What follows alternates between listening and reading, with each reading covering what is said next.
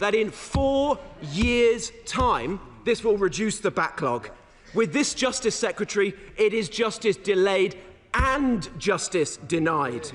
So I ask him, much of the rest of the package announced today is sensible, but why has it taken 17 months? The Bar Council, the Law Society, the Criminal Bar Association have all said that jury trials are not the problem. You're facing the wrong way. It's very hard when you're looking at the doors. Thank you. Just, Mr. Speaker. So why did he not start by reforming the probation service, the court listings, and tackling delays from late prison transfers? Why has he still not taken up the Lady Chief Justice on all the sitting days she's offered him? And lastly, why on earth does this Justice Secretary think he has a mandate to rip up centuries of jury trials without even a mention of it in his party's manifesto? In his twisted logic, he says he's scrapping juries to save them.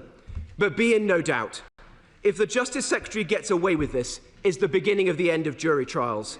He's already in retreat. Let's unite to send him packing for good. Justice Secretary.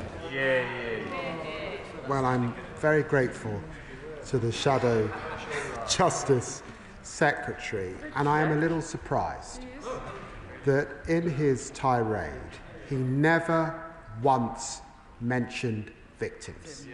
Not once. Not once in his clip did he talk about the people waiting in that backlog. He's boasted about himself as an armchair historian. Can I just give him a history lesson, Mr. Speaker? In 2019, sitting days in the Crown Court were cut by almost 15%. They oversaw a 12% reduction in Crown Court trials. And many of us remember, over those 14 years of austerity, the magistrates' courts that closed in local communities, the Crown Courts that closed in local communities under his watch. It was a political decision, not my words, the words of the senior presiding judge of England and Wales. I wonder how he'll try to blame the pandemic for that decision. He talks about what I tweeted in 2020.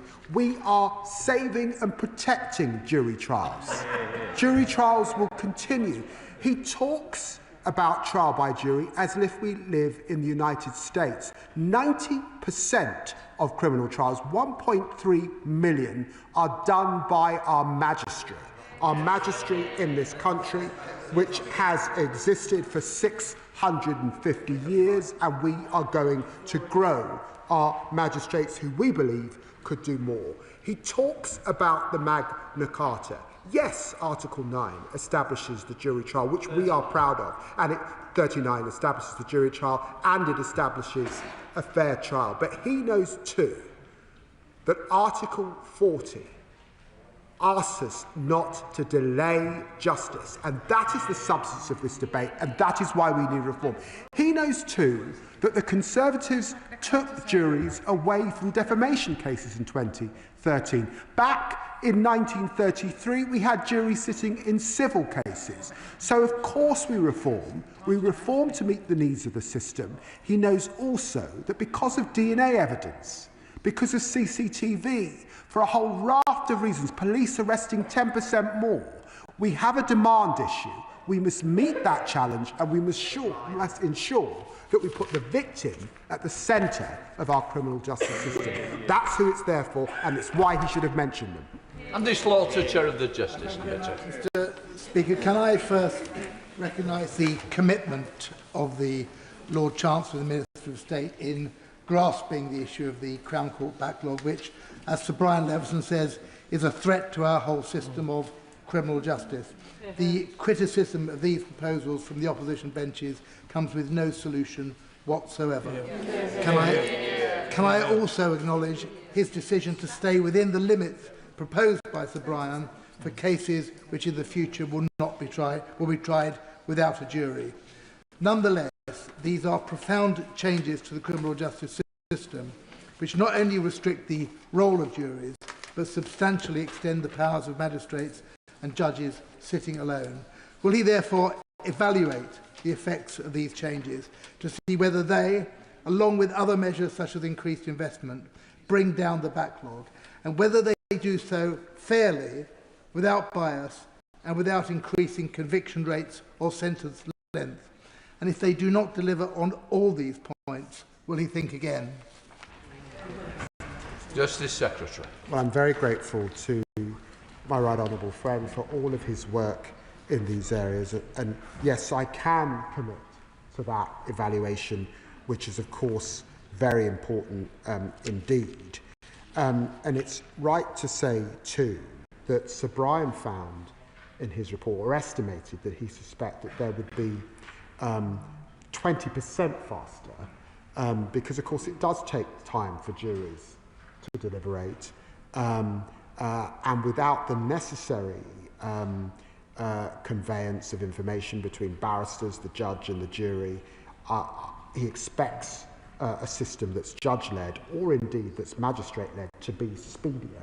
He will know too that the Magistrates' Court don't currently have a backlog, and with increasing magistrates can do a little more.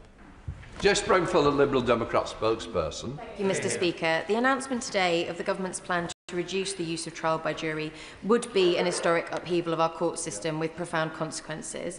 But the Justice Secretary has not stood up and argued in favour of judge-only trials on their own terms. Instead, he has made arguments that there is no alternative. That is simply not true. We have heard many within the legal profession argue that removing trial by jury is a misdirection for the multitude of problems that are actually underlying the backlog. These problems, caused by years of Conservative mismanagement, have resulted in countless wasted hours of sitting times, and victims failed time and time again.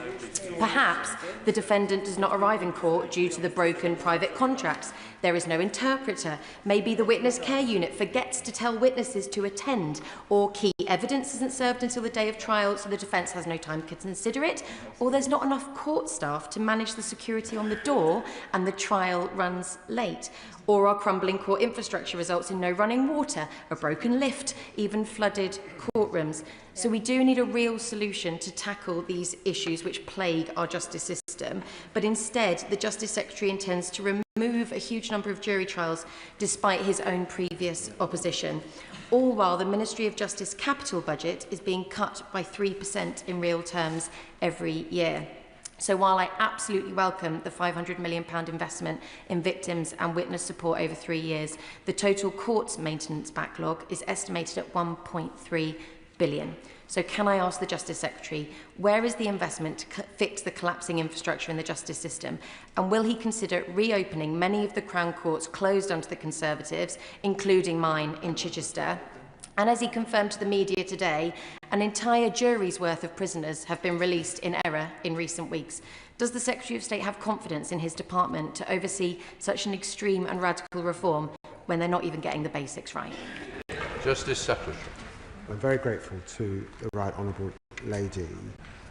She mentions a range of issues which are important to ensure that across our 80 or so courts and 500 courtrooms that they're working effectively, and that's why we've asked Sir Brian Leveson to look at efficiency as part 2 of his review, because we do need not just our courts but Crown prosecution, our police working together at a regional level to deliver that improvement.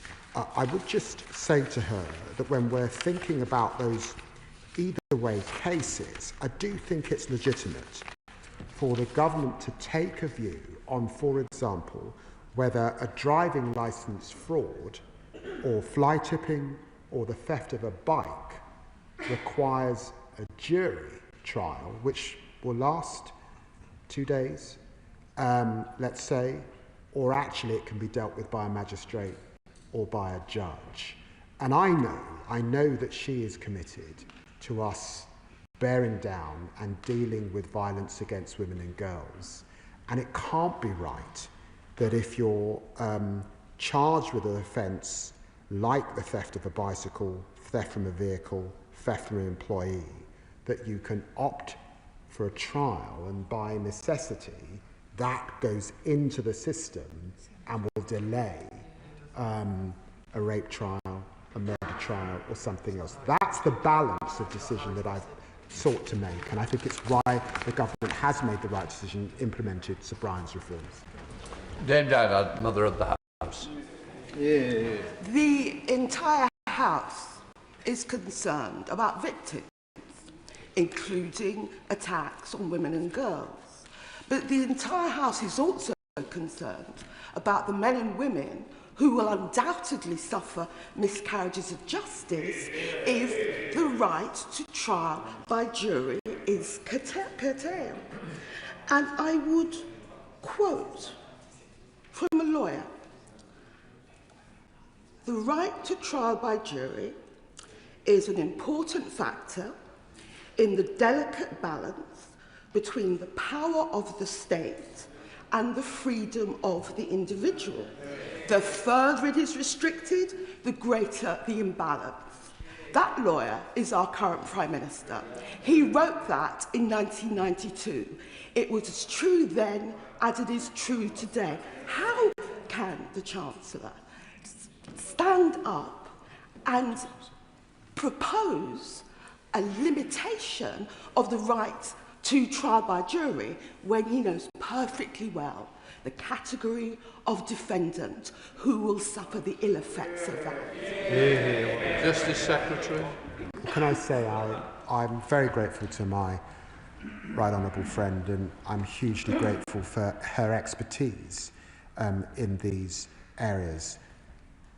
She will know that for lots of reasons to do with poverty particularly, many women are affected by by criminal cases that don't actually command a sentence of much more than 12 months. Actually, the vast majority of crimes committed by women are dealt with by magistrates. And it's my judgment that they could do more. And I do say, in keeping in mind the victims particularly, it cannot be right that we're asking women to wait. That in a city like London, if you are raped tomorrow, the listing will not be until 2028 or 2029. If you're centering those victims, and it's why I think the Victims Commissioner is supporting these changes, it is because we are putting those women first. I'd also remind her of the 550 million that I'm dedicating to victim support, to support those very women she talks about. Sir Jeremy Wright. Thank you very much. I think the government deserves credit for taking seriously a serious report into a serious problem. But can I ask the Secretary of State whether it is his preference that the changes he's outlined to jury trial are permanent or will recede when the problem of backlogs recedes? Can I also ask him, in relation to judges alone deciding either way cases, he knows that Sir Brian's recommendation is that the presumption should be that for cases where the sentence may be 3 years or less, that it should be a judge-only trial, but that, of course, is a presumption that could be rebutted. Is it the government's intention that that should be a presumption, not a definitive rule? And finally, he knows that Sir Brian also recommended that the plea hearings be pushed back to allow for advice on guilty pleas to be given more clearly and more fully, and that is likely to increase the number of guilty pleas, preventing cracked trials. In what he's said about extra funding for the criminal bar, will he focus that funding so that people can be advised early and we can avoid those cracked trials? Justice Secretary. Well, we will consult on how we implement that so we can deal with those cracked trials. I'm pleased that he recognises the importance of Sir Brian's work and his deliberations with his panel. It is not my expectation that these rules would change, and that's also because Sir Brian reflected on the complexity and the demand that we're seeing in our criminal justice system. I know, with his tremendous experience, DNA evidence, phenotyping, the range of new laws that this Parliament is introducing, the increase in sexual crimes as a result of smartphones and other technology, all of that requires change in the system. So I do believe the changes that we are making will be permanent. Mr. Speaker, I understand that my right honourable friend has inherited a disastrous situation in the criminal justice system, huge backlog left by austerity from the party opposite, so we have no truck with them.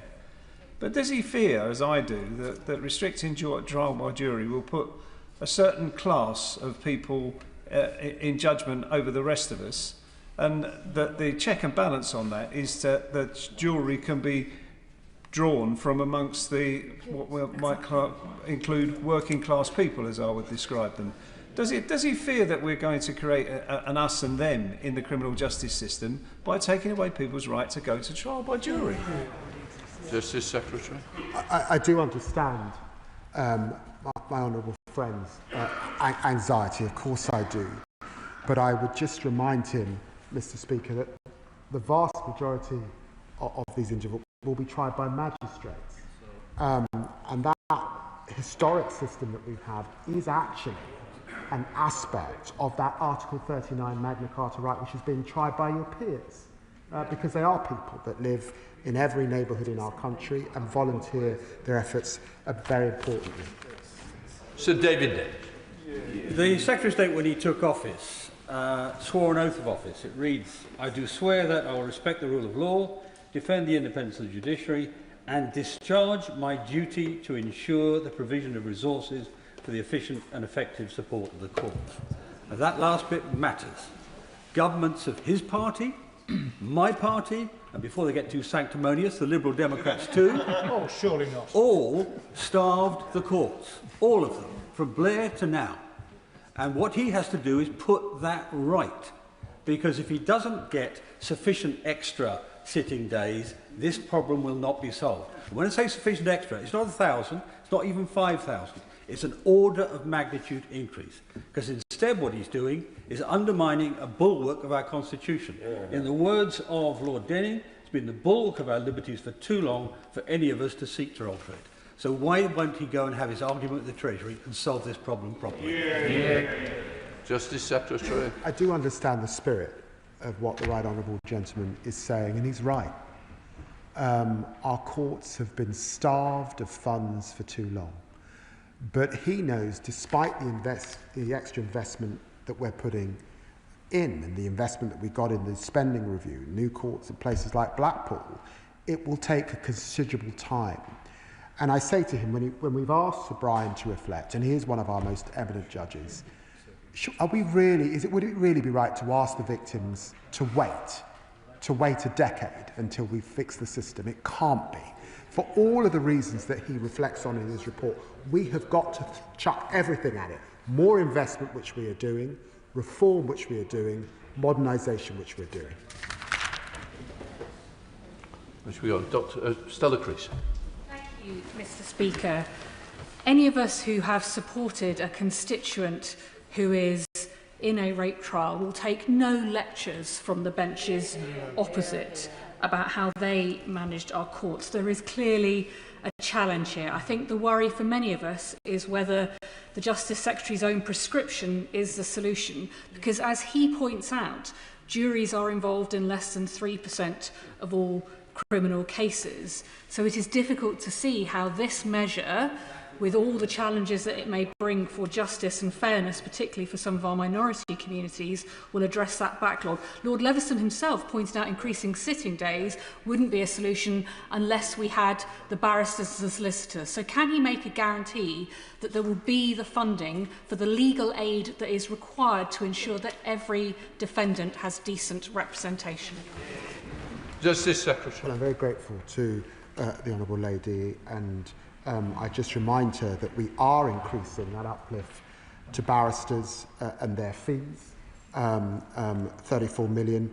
We've also increased legal aid, 92 million for our solicitors, and because we do need a pipeline of criminal lawyers, we've got this match-funded scheme for pupilages, so that we do see the next generation of young people from all backgrounds becoming our criminal legal aid lawyers.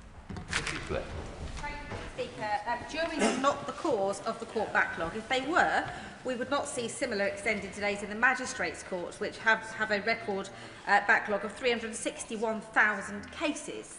The cause is not just pupillagers, but also legal advisers in the magistrates' courts. Given that some of these cases with potential longer sentences will move to the magistrates' court, what additional investment will go into them so that we don't just see the problem move from the Crown Court to the Magistrates' Court and see victims wait just as long there? Justice Secretary. I say that's why we're putting money into legal advisers. That's why we're growing the magistracy. There isn't anything like the backlog in our magistrates' courts that exists in our Crown Courts. So the question is, should we leave it as a year, or could our magistrates do more? And I think 18 months in terms of the sentencing threshold is right. Richard Burton. Thank you, Mr. Speaker. I need to be honest. The prospect of citizens in our country being put away in jail for up to 3 years without the benefit of a trial by jury sends a chill through my heart. I'd also gently say that no government should ever govern as if it will be in power forever. The front bench denounce members of Reform as being Putin's pals. I think that's a fair description. Doesn't the Justice Secretary want to think again because what would we imagine if Putin's pals, as described in government in this country, where people get put away for 3 years without trial by jury, how would they use this? And isn't that a frightening prospect when we make these changes under pressure and hand these changes on to forces which I think would take things even further? Doesn't that concern the Justice Secretary? Justice Secretary. I would just say to the honourable gentleman that clearly I think he would accept that justice isn't being served now, and I simply would not equate either our magistrates or our independent judiciary to anything like what we see under Putin's Russia. Dr. Neil Shasrihat. Thank you very much, Mr. Speaker. Nobody would disagree with the Lord Chancellor's diagnosis. The criminal courts are in crisis. It's the treatment that is in dispute. And the question is whether the watering down of jury trials will be the solution, when in fact it's a lack of judges, it's a lack of court space, it's a lack of infrastructure and inefficiencies in the system, and crucially it is a lack of appropriately trained defence and prosecution counsel who can deal with the complexities of these cases. Is this not a case, Mr. Speaker, where the government have chosen to prioritise other areas of spending, such as welfare, over our court system? Justice Secretary. I just say to him that his party didn't come up with any solutions, and the backlog continued to rise. We commissioned an independent review led by one of the country's most eminent judges, and we are now, having reflected on that review, getting on with the business of recognising what he said, which is there is not a silver bullet, we have to do it all, and we are building on the reform he asked us to do. MacDonald. Can I welcome the additional money for the criminal aid advocates and also more pupillages? But if we are to rely more upon single judges and often sitting in alone, isn't there a need for greater transparency with regard to the selection of those judges, even to the point of individual selection on individual cases? I've written to the Secretary of State this morning on behalf of a number of our members about a particular instance of a disappearance of a judge. I'd be grateful if we could read that letter, and possibly we could meet with a group of MPs concerned about this matter. I will read that letter and commit to myself for the Minister of State meeting with him and the MPs. And he's absolutely right. Transparency is core. And when I looked at this in the Lammy review, I was very concerned that too often what happened in our magistrates' court, what happened in our Crown Court, there were not the transcript, it was not easy. And that is absolutely part of what we are now investing in, particularly with AI as technology, and we will be coming forward with. Liz Sutherland. I rise as the co-chair of the Justice Union's parliamentary group. Carnarvon Justice Centre is only 16 years old, but the roof leaks when it's raining and the heating doesn't work. So I'll list some of the root causes why criminal courts are processing fewer cases. High workloads, staff shortages and inexperience, poor administration, crumbling buildings. So how does he think that undermining one of the basic tenets of English and Welsh law is going to be a solution to those problems? Justice Secretary. Well, can I refer her to paragraph 9 of Sir Brian's review, where it says, it is important to underline that greater financial investment on its own, without systemic reform, cannot solve the crisis. We are investing. It will take time. It's not fair to ask victims to wait. Lindsay Farton. Thank you, Mr. Speaker. Mr. Speaker, I spent 2 decades working on the front line in the criminal justice system, and I can tell you now, this is a crisis that has been building for years and years and years. I spoke to one of my former colleagues today to ask him how things are, and he said, something has to be done. The backlog and delay is distorting the justice system, and people need to wait so long for justice that defendants are pleading not guilty in the hope that the case ends up being considered not in the public interest. Meanwhile, the public, victims and witnesses pay the price. Justice delayed is justice denied. My former colleague is there right now working on the front line in the criminal justice system. So let's support those people working on the criminal justice system, and let's support our victims of crime so that they get justice quickly and fairly. And please be bold is my request to the Minister, and thank you. Justice Secretary. I'm very grateful to the Honourable Lady who puts her remarks so well. Let us be clear that there are defendants gaming and playing the system. And if we continue to allow them to do that, it is victims, vulnerable victims, who pay the price in the most serious offences in our country. That is why it is not just about financial investment. It has to be about reform. And I'm determined to see this through. Very grateful. Sir Ashley. Thank you, Mr. Speaker. Sir Brian Leveson made a number of recommendations in his report to reduce the Crown Court backlog, many of which are welcome, but curtailing the right to a jury trial is not one of them. So will he instruct his department to publish the modelling they will have undertaken, so we can see how much effect each individual recommendation will have in tackling the backlog, so this House can take a view on its efficacy before we vote on his legislation? I cannot say that there will be an impact assessment at the point of legislation, of course. And Cox.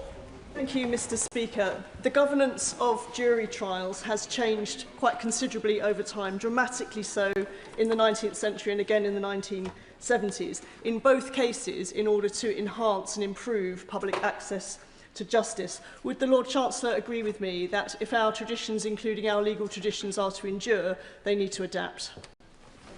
Yes, Secretary. She's absolutely right. Demand is soaring. We're asking our police to arrest more, quite rightly. All of us know. Smartphones, DNA, phenotyping so that you can tell if someone's got what the colour of their eye is, all of this stuff increases the workload. We have to reform the system, or we will break it.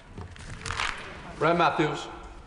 Thank you, Mr. Speaker. Justice delayed is indeed justice denied, but we have a proud history of juries in this country. So if juries are to be suspended for cases where less than 3 years, 3-year sentence is expected to clear the backlog, will this just be for a limited time? And when will normal jury service be resumed? Thank you.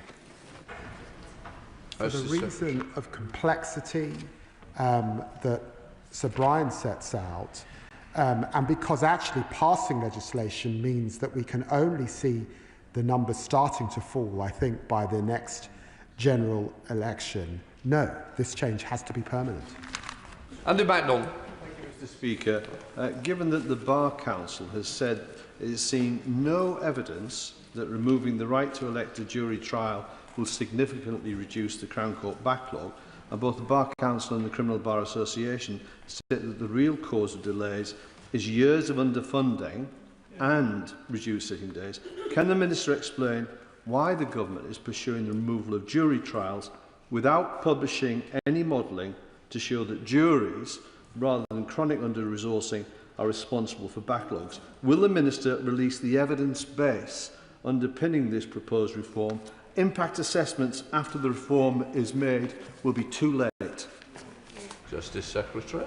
Can I just ask my honourable friend, who I know has tremendous expertise in these areas, the evidence is here in a very, very lengthy report and review that looks at all the issues, says it's likely that the new division within the Crown Court and changes to the Magistrate Court will lead to a 20% speed up of the process. Thank you. Mr. Speaker, the idea that you have to scrap jury trials to save jury trials is simply farcical. 800 years of legal frameworks are being upended, not to save backlogs, it's not to save money, but it's a reframing of rights and where power lies, taking power away from the people. Does the Lord Chancellor agree? Does he accept that jury trials, having your peers judge you, it protects the vulnerable and enables fairness? And in fact, this decision, as the Mother of the House said, will actually increase the risk of miscarriages of justice. Justice Secretary. I say to the honourable gentleman, our criminal law cannot just be set in aspic. The system that we have now largely came about as a result of legislation in 1971. Just prior to that, this House outlawed homosexuality. It was only in 1991 that we outlawed marital rape. So of course we make change, and it's right that we make change in this circumstance. Sir Russell. Thank you, Mr. Speaker. I have immense sympathy for the difficult position that the Lord Chancellor is in and that the many victims of crime in our country are in. There are, however, a category of offences relating to the right to protest, and the right to protest has been restricted by multiple governments over time. It is very important that we maintain the involvement of jury trials within anything touching on that area. Can the Lord Chancellor commit to retaining jury trials where either the current offence potential imprisonment would be such that at the moment it would be an either way offence, or where they're currently explicitly either way? Sorry, would currently go to the Crown Court, or where they would be either way? Justice Secretary. Well, I recognise that in that category of those who are sentenced to beyond 18 months that would now sit with the magistrates and up to 3 years, there will be a range of cases. But I do believe that determination now must be left to our magistrates and judiciary to make that appropriate determination. Lockhart. Thank you, Mr. Speaker. Mr. Speaker, we are supposed to have a legal system in which we're proud of, and the purpose of jury service is to ensure fair and impartial justice system. Whilst there are dire backlogs in terms of Crown Court hearings in England and delays too in Northern Ireland, would the Lord Chancellor consider other options, such as a full funding of resources to address backlogs, as opposed to removing a civic obligation that people in this country believe in and have upheld for a fair judicial system? Secretary. Well, can I say to the right honourable lady that the evidence is here. This is an independent review, and I just read what Sir Brian says once again. It's important to underline that greater financial investment on its own, without systemic reform, cannot solve this crisis. Nadia Whittam. Thank you, Mr. Speaker. I firstly welcome the £550 million investment in victims, but a trial by jury of your peers is a cornerstone of the criminal justice system in this country. Court backlogs are a serious problem, I know that firsthand, but the evidence shows that this is because of issues like a chronic lack of funding rather than the use of juries. Surely the Secretary of State can see that it would be a grave error to erode a principle that has stood the test of hundreds of years, that is widely regarded as producing the fairest outcomes, including by his own 2017 review, all for time and cost-saving measures that might in practice save neither time nor cost.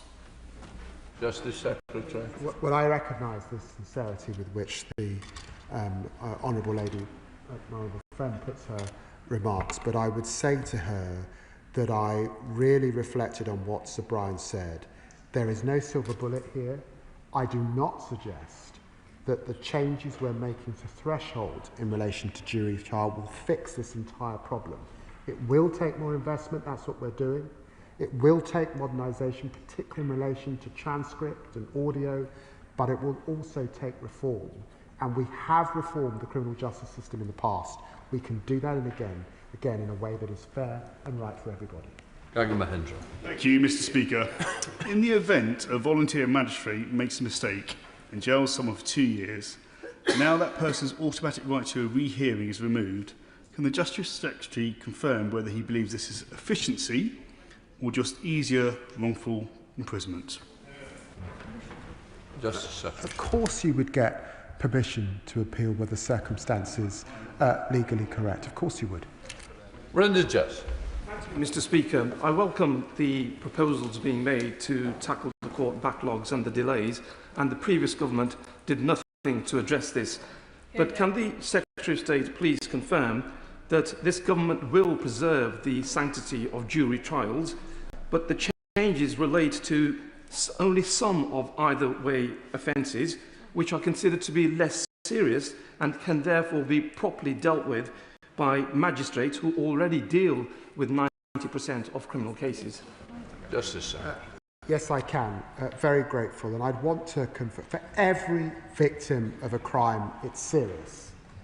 But the decisions that I'm making from the dispatch box are about length of sentence, asking our magistrates to go up from 1 year to 18 months, and asking this new division within the Crown Court to deal with 18 months to 3 years. Thank you, Mr. Speaker. Does the Secretary of State not agree that his policy to abolish trial by jury in all but the most serious of cases undermines the whole foundation of law and order in this country and risks the further politicisation of our judicial system, with judges acting alone as the state and no longer being held to account by the people in the form of a jury? Secretary of State. No, I do not. Catherine Atkinson. Thank you, Deputy Madam Speaker. Victims are waiting for years to be able to see their cases go to trial. Christmas after Christmas, unable to heal or move on. The backlog at a record 78,000 cases, and a backlog that was growing under the Conservative government before the COVID pandemic. Does the Secretary of State find it as galling as I do, the hypocrisy and faux outrage of the Conservative opposition, that reform is needed to clear up the mess they made of our criminal justice system? Secretary of State. She puts it very well, and as I said, I was worried that the Shadow Justice Secretary did not mention victims at all in his statement. He did not talk about their record in office. There's been a lot said about further investment, but effectively behind those questions is that we should ask victims to wait another decade while that investment. I don't think we can do that. Sian Berry. Madam Deputy Speaker, I appreciate the focus on victims, but has the Secretary of State considered the risks of removing juries with, where there are charges with state or corporate victims if we are to preserve dissent, whistleblowing and protest? And given big concerns raised about representation among judges, is he concerned about the potential for really damaging attacks on and politicisation of individual judges and their decisions? We have got to protect our judges, and there is an increased climate in which judges are concerned about their security because of statements, some of them from this House, that would undermine the independence of our judiciary. Kim Johnson. Thank you, Madam Deputy Speaker. The proposed new SWIP courts will mean decisions regarding guilt will be made by judges alone, who have had sight of inadmissible and potential prejudicial evidence. So, can the Secretary of State give assurances that judges' decisions are not influenced by inadmissible evidence, bearing in mind the significant consequences for both victims and defendants involved in cases no longer eligible for jury trials? And if this policy goes ahead, will he consider a non-extendable sunset clause? I'm very grateful for the question, and I will reflect on the evidence point that my honourable friend makes. I've said that I don't believe that a sunset clause would be right in this area because of the demand and the complexity that Sir Brian also refers to, and frankly because legislation will take some time. I hope to see the backlog reducing by the next election, but I do believe these changes have to be permanent. Martin Vickers. Thank you, Madam Deputy Speaker. Tony Blair's administration brought in similar proposals and was eventually forced to abandon them thanks to opposition both within this House and beyond. The same appears to be, a coalition of opposition appears to be building up yet again. Reflecting on the reply that the Justice Secretary has just given, could I urge him to reconsider the sunset clause as being the only way that he might actually get this proposals through the House? Can I just say to the honourable gentleman, you know, when I had come out of practising at the beginning of the Tony Blair period, the cases were not anywhere near what they are today. There wasn't a backlog. I mean, cases could come on within a year. So very, very different circumstances. And we did not commission a lengthy review to look at all of these issues in the way that we have today. So it's a vastly, vastly different set of circumstances. Thank you, Madam Deputy Speaker. In September, I attended a roundtable meeting with CSE survivors, which was hosted by the Mayor of West Yorkshire. And one of the key issues they raised was the delays that they are facing in court proceedings. It is unacceptable that perpetrators aren't being brought to justice more quickly. So can I welcome these reforms, but can the Justice Secretary set out how we will make sure that those court delays are reduced as much as possible and that perpetrators are brought to justice as quickly as possible? Secretary. Well, I'm very grateful to my honourable friend, and she's absolutely right that it's in implementing those recommendations, it's in moving, I hope, to legislation as soon as we can. The continued investment in the court system is important. The Concordat and my obligation to get to more sitting days is of course important. Modernisation and the use of AI and technology across our court system and modernising our courts is very important. And of course this is, you know, the discussion today is about our criminal court, but we also need investment in our civil courts and our family courts as well. Thank you, Madam Deputy Speaker. I begin by firstly making reference to marriage to self-interest as a practising barrister and a law firm owner. Our centuries-old right to jury trial is not an ornament of the past. It is the living example of a fair trial, the safeguard that ensures no citizen is judged except by their peers.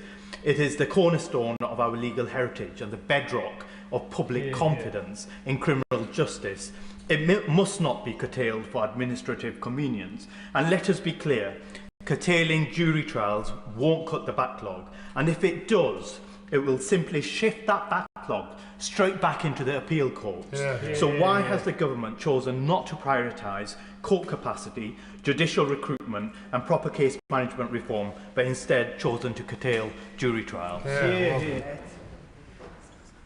We're doing all of it, I would say, and I have huge respect for the honourable gentleman and his experience as a criminal practitioner. And let me say, of course, I've heard a lot of messages over the last few days from friends of mine that are at the bar or are criminal legal aid solicitors. Change is hard, but the responsibility of the government is to look at the whole system, to look at all that has been said, and to centre victims.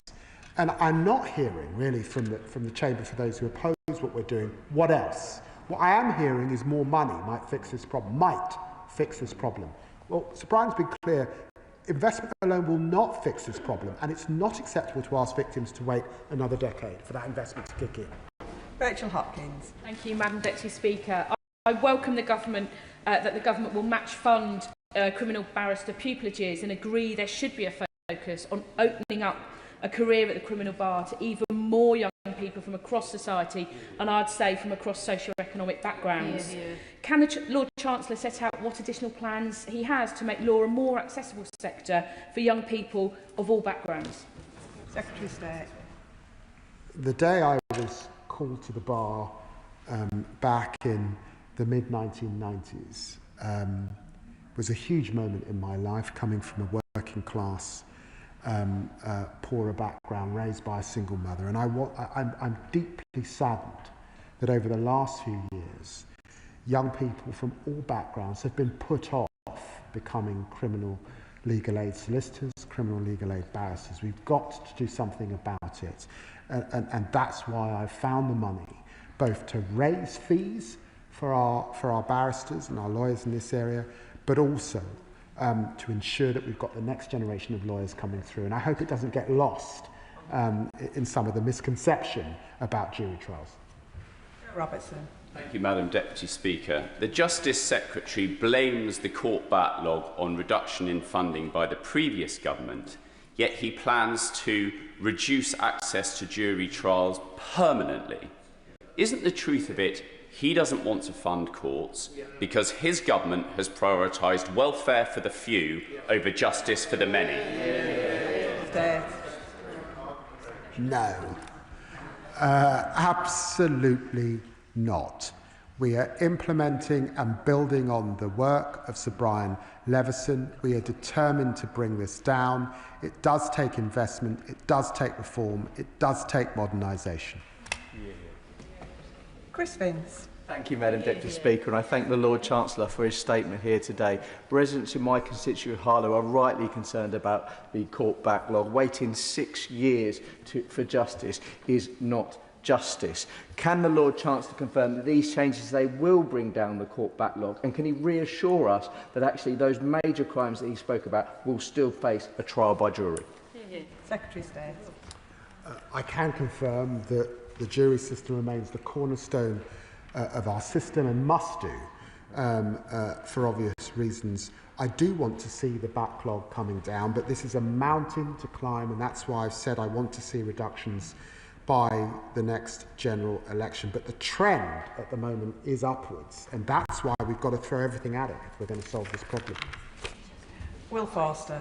Thank you, Madam Deputy Speaker. I've previously raised the case of my Woking constituent, Danny, who is a victim of grooming and sexual abuse.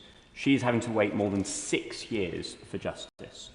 Although I am concerned about these proposals from the Justice Secretary, I and others can probably be convinced if they do genuinely put victims first without undermining our justice system. So to do that, to persuade me, please will the Justice Secretary agree to publish the impact assessment in full and let the Select Committee for the Justice team fully scrutinise these proposals before the bill is introduced? Well, as you would expect, of course there'll be an impact assessment at the point of legislation, and the full scrutiny of these proposals, both at this place and in the other place.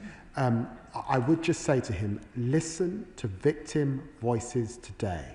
Listen to our victim commissioners.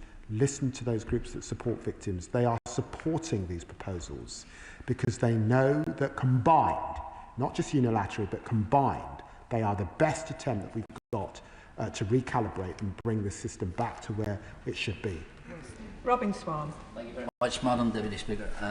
Justice has devolved to Northern Ireland with the exception of the regulation of non-jury trials. On the 9th of June, a Northern Ireland minister in a committee of this place on the extension of non-jury trials in Northern Ireland actually said, "The Secretary of State has asked officials over the next 2 years to examine how Northern Ireland could move away from those provisions, being non-jury trials." Is that still the government's mind? Secretary of State. Well, Northern Ireland, of course, is in a special and a unique position in relation to this issue, and I'm happy to get the appropriate minister to meet with him and any colleagues to discuss these issues. Alison Bennett. Thank you, Madam Deputy Speaker. I'm hoping for the avoidance of doubt that the Justice Secretary can rule out any changes to inquests with the jury, which are required when the deceased has been detained by the state. These inquests are also subject to agonising delays for bereaved families. Given those delays, can he set out what plans he has to address backlogs in the coroner's court? Well, I'm very grateful for the question, and I can rule that out, and happy to have the Minister discuss what we're doing in the coroner's court with her. Ayub Khan. Thank you, Madam Deputy Speaker. Can I declare an interest as a practising criminal barrister? Before the Justice Secretary tears up Clause 39 of Magna Carta, which guaranteed that no free person shall be imprisoned except by the lawful judgment of their peers, I asked him to consider only a few weeks ago I was in the Crown Court in Birmingham, where a matter was delayed and adjourned because we didn't have courtroom availability. So eliminating juries will not solve backlogs in the way he describes, but it will erode public confidence in the very principles that have protected our justice system for over 800 years. So I accept justice delayed is justice denied, but I'm sure the Minister will also understand justice must not only be done, but must be seen to be done, and that can only be done by juries. Hear, hear. Well, I note he accepts that justice delayed is justice denied, but then doesn't come up with a solution. Does he respect Sir Brian Leveson and his work? Does he recognise that it's important that we do reform the system so it's fit for purpose and fit for the next generation? Does he accept, he must accept, as a criminal practitioner, the huge demand and the changes that we've seen in criminal practice since I qualified as a lawyer 30 years ago? Of course he does. Jim Allister.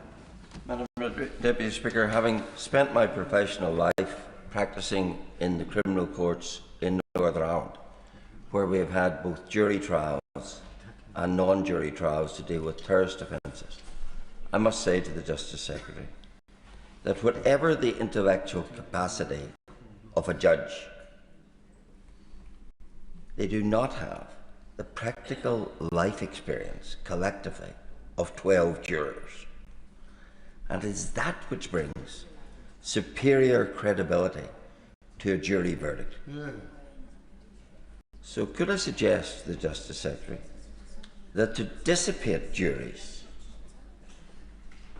is to strain the quality of our justice, particularly in circumstances where the presiding judge will have to both decide on the admissibility of evidence and then to put from his mind evidence he might have dismissed when reaching a verdict, and nonetheless convey to the public that justice has been seen to be done.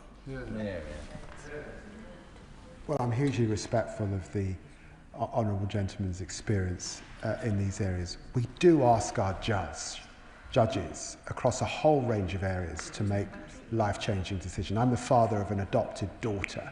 There is no greater decision than you can make, believe me, to take a child away from its birth parents. So judges do have to make difficult judgments, and they do so with the assistance, of course, of those who give evidence before them. So I do believe we can do this, and I just ask him to reflect on that 3-year threshold and the sorts of crimes in which we're asking our magistrate and our judges to make those fine judgments.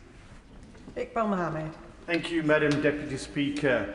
The previous government should hang its head in shame for leaving our judicial system, the courts, the black backlog and the prison systems in such disarray. A 2022 survey of 373 legal professionals conducted by Barrister Keir Monteith KC and the University of Manchester found 56% of respondents had witnessed at least one judge acting in a racially biased way towards a defendant, while 52% witnessed discrimination in judicial decision-making, concluding that there is institutional racism in our justice system. Given the Justice Secretary now seeks to remove juries, does he foresee greater injustice, prejudice and racial discrimination in our courtrooms? And what steps is he taking to tackle the existing and likely increase in institutional racism? The honourable gentleman knows that the previous Prime Minister David Cameron and Justice Secretary Michael Gove asked me to conduct the Lammy review. And in that review, I did recommend that training, which was not happening in the way it should happen, and it's now happening. I was concerned about the diversity of our judiciary and our magistracy. That has improved, more to do. But say in London, with 31% of our magistrates are now from an ethnic minority background. And of course, it's also important that in the changes that we're making, we will now get the judges' reasoning which of course lawyers like those on the backbenches can challenge. Where you've got a jury, you don't get the reasoning. And I think that is important as we look at these issues of accountability. Madam Deputy Speaker. Point of order, Dr. Kieran Muller. Thank you. During the questioning, the Justice Secretary referred to the Victims Commissioner supporting these proposals. I wonder if the Justice Secretary would be able to clarify the record. The Victims Commissioner sadly passed away a number of weeks ago and cannot possibly have seen these proposals. I wonder if the Justice Secretary was referring to the incoming Victims Commissioner who starts in January, but her statement released today makes no reference to the Justice Secretary's proposals on changes to jury trials. And I wonder if he might have inadvertently misled the House or about that. That is not a point of order for the Chair, but the Secretary of State wants to respond. Well, just to clarify, I did discuss these proposals with the incoming Victims Commissioner, and today there was a Violence Against Women event held at number 10 with many victims' organisations, and of course with them and with my colleague, the Minister of State, who's in her place, who will make the next statement, there is wide welcome of these proposals. That concludes the statement. And before we move on to the next statement, I have to notify the House, in accordance with the Royal Assent Act 1967, that the King has signified his royal assent to the following acts: Public Authorities Fraud, Error and Recovery Act 2025, Property, Digital Assets, etc. Act 2025, Animal Welfare, Import of Dogs, Cats and Ferrets Act 2025, Border Security, Asylum and Immigration Act 2025. We now move to the next statement. I'll just give a few moments for the front benches to swap over. The ferret, isn't it? Every time.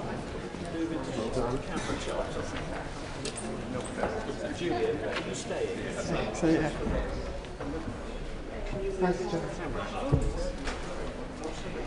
Statement, Minister Jess Phillips. With permission, Madam Deputy Speaker, I would like to make a statement on the Angelini inquiry. I cannot begin anywhere else than by acknowledging the abhorrent crime that led to the establishment of this important inquiry in the first place. Sarah Everard's murder by a serving police officer was a betrayal of trust so wretched that it defies belief. None of us will ever forget the collective sense of sorrow, outrage and revulsion that swept across the country in the aftermath. There were far-reaching implications for policing and the public's confidence in those who are meant to serve and protect communities. And let us always remember that this began with a young woman losing her life. A beloved daughter, sister and friend gone because of an act of pure evil. Today I am thinking of Sarah and of the years denied to her and of her loved ones. They are in all of our hearts, as are the other victims of violence against women and girls who have lost their lives. As the Justice Secretary said, I've been with some of them this morning, and we hold them, and I'm sure I speak for the House, very closely in our hearts. Part 1 of the Angelini inquiry focused on the career and conduct of Sarah's killer, while Part 2 was commissioned to examine broader issues in relation to policing and the safety of women. The first of 2 reports that will make up Part 2 of the inquiry has been laid before the House and published today. It examines what more can be done to prevent sexually motivated crimes against women in public spaces. The report starkly highlights that many women do not feel safe due to the actions and behaviours of predatory men, and they are assuming the burdens of their own protection themselves through avoidance measures such as not going out at night, avoiding dark streets and modifying their use of public transport. This is, as we all know, utterly unacceptable. As the inquiry chair, Lady Ailish Angelini, puts it so clearly in the report, somehow we have simply come to accept that many women do not feel safe walking in the streets. This is a substantial and significant report, and I would urge all members to read it in full. And while it acknowledges that there is a range of ongoing work which seeks to prevent these terrible crimes and disrupt predators, it also highlights that there is no quick fix and demands a more consistent approach across the whole of society to address and prevent this violence. I would like at this point to place on record my heartfelt thanks to Lady Eilish and her team for their work. They have approached and continue to approach their task with skill, sensitivity and determination. Today's publication underlines why it is so vital that every agency and every sector does more